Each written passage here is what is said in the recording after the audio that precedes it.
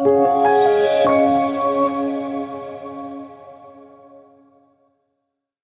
Stern, thank you for joining us. You offer a very insightful presentation here at the Foundation about innovation for social progress. And based on that presentation, I wanted to follow up with a few questions to get your insights. The first question is, can current innovation ecosystems help tackle the most pressing problems that we have in society today? Oh, well, thank you so much. So one of the most important things that we can leverage out of our innovation-driven entrepreneurial ecosystems is the ability of innovators and entrepreneurs to actually tackle not just problems that lead to a new product or service or platform, but actually address our most pressing social, human, and environmental challenges. So one of the things that we talk about, one of the things that we've been trying to talk about is really in what situations have we seen the ability of startups, of innovators, of new technology to really move the ball forward, to really change the game, change the equilibrium that allows us to really tackle those tremendous problems. So for example, in the area of health and medicine, it was actually two startups, Moderna and BioNTech, that have proved so influential in bringing vaccines that have allowed us to at least alleviate COVID-19. In areas such as information and communications, we're ever more connected. We're creating new ways of communicating with each other. Of course, that comes with challenges of misinformation, of challenges of censorship.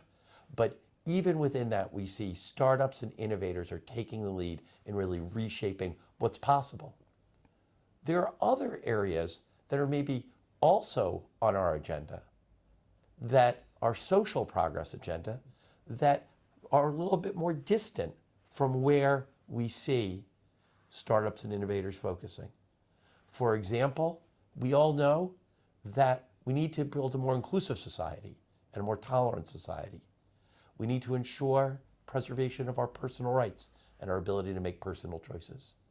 At least so far, while innovators and entrepreneurs are working on those problems, they haven't sufficiently scaled to really be the driving force for change in those most critical areas. Scott, thank you for that insightful answer. So then, you mentioned Moderna. How, more broadly, how can startups contribute to social progress? Right. Well, the most important piece of understanding the role that startups play in really not simply building out a successful business, which is of course incredibly important. The startup can't succeed unless it has paying customers, unless it has ultimately a viable business model. But the question is, what problem are the entrepreneurs and the innovators focusing on to solve? In the case of something like Moderna, there was a group of scientists and entrepreneurs who for more than 15 years have been thinking about how to take mRNA technology, an emerging technology, and bring it out of the labs and to society. And just in time, since that truth has proven to be such a game changer in the context of the pandemic.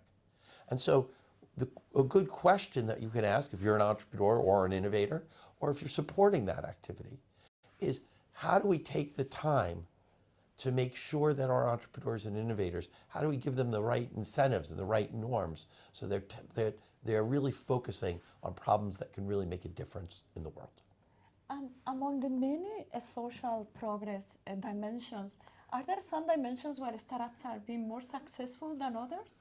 So I think that once again, we see it really important that there are some, even almost not even sectors, but areas of social progress, health, information and communications, even areas like housing, where startups and innovation have been really important to addressing a lot of our challenges.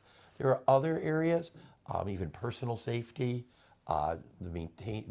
creating a reasonable environment for sanitation in our cities. And once again, those areas of inclusion and tolerance, where there's still a big gap between how important the problems are and once again, what we're seeing in the data in terms of whether or not whether or not startups are making a difference. So an opportunity there for startups in this Okay. area of inclusion. So I wanted to change a little bit the focus of our dialogue. You are a very successful professor at MIT Sloan, and you have developed a whole new curriculum to teach entrepreneurial strategy. So what will be the advice that you will give to Spanish startups to successfully scale up? No, thank you so much. So one of the passions that I bring is really thinking about how we can help entrepreneurs realize their own goals and their own purpose in really building out and scaling the ventures that they found. And at the core of that is centering yourself on what are the most critical choices you need to make. In other words, after you have that idea that you think might go a bunch of different ways, how do you surface those possibilities?